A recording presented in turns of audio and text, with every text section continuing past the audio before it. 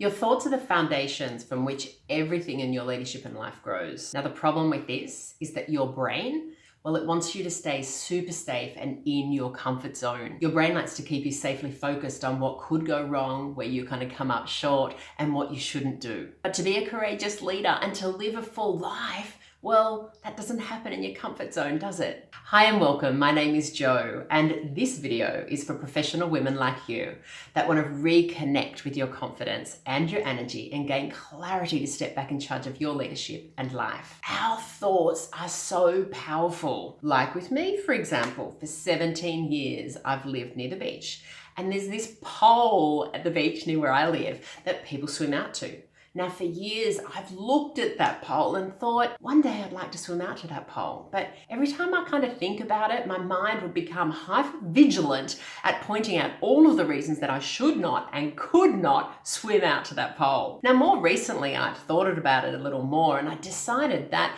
I wanted to be a person that had swum around that pole. But I wasn't going to be able to do that with the thoughts that I kept having, the reasons, the excuses, the fear. So today, I'm sharing with you the 3 truths about thoughts so that you can have more of what you want and less of what you don't. The number 1 truth about your thoughts: your brain is interested in meaning, in story, and information. It is not interested in fact. So what? Well, much of what we tell ourselves is not fact. So much is not fact. So start separating your thoughts. Separate your thoughts from facts and opinions. But how do you even know the difference? Well, I ask myself, would everybody agree with this thing that I'm thinking? Everyone, always, all of the time. Could I prove this in a court of law? The number 2 truth about your thoughts: your brain finds the evidence for what you think about. Now, so what?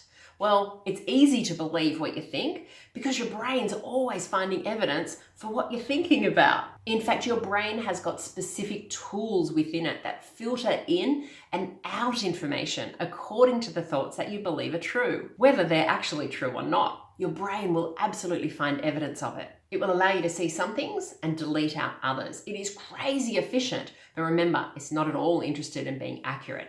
It's a little like Google, actually. You can always find what you're looking for. You can always find articles and stories to back it up, but that doesn't make it true. The number 3 truth about your thoughts: either you're in charge of your mind or it's in charge of you. Your mind is kind of like an unsupervised toddler running around right in the kitchen with no safety locks, like the toaster and the knife blocker out on the bench. They're running around doing whatever they want, crazy and unsupervised. Now, we would never do this to a child, would we? Yet we do it to ourselves all of the time by the way we think. But where do we get started with this? How do we take charge of our mind? Well, I've got 2 ways to have a look at. 1, ask yourself better questions. Instead of asking, why can't I, or why isn't it, maybe ask, how can I? And the other way is by giving your brain goals to work towards. That's why when I'm working with a client in a coaching program, we always set some really clear goals at the beginning of the program. This helps the client guide their mind to be thinking and working towards what they do want, where they do want to be,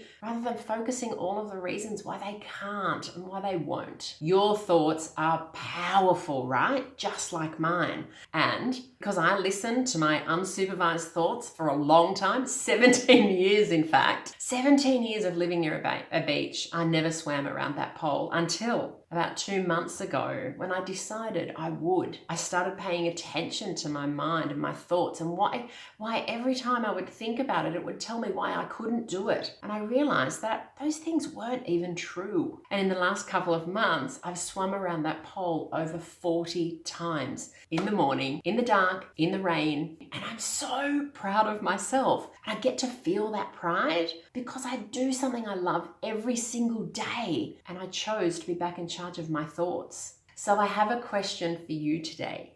If you got back in charge of your thinking, what could you do, be, or have that you don't right now? I would love you to write some comments below about what thoughts you're going to stop thinking now. And if you've made it this far in my video, you will love my online community where I help you overcome the challenges facing professional women to help you strengthen your self-confidence and realign your energy and find clarity to make better decisions at work, to accelerate your leadership and to step back in charge of your work and life. So join my online community in the link below. Now, I want you to go and watch the next video where I teach you how to believe new things. I'm going to take you through exactly the 3 steps to change an old unhelpful belief that is probably holding you back in your leadership and life into something that you can work with that's going to help you move forward. Seriously, do yourself a favor and go over there and watch it now. Click on the video and I'll see you there.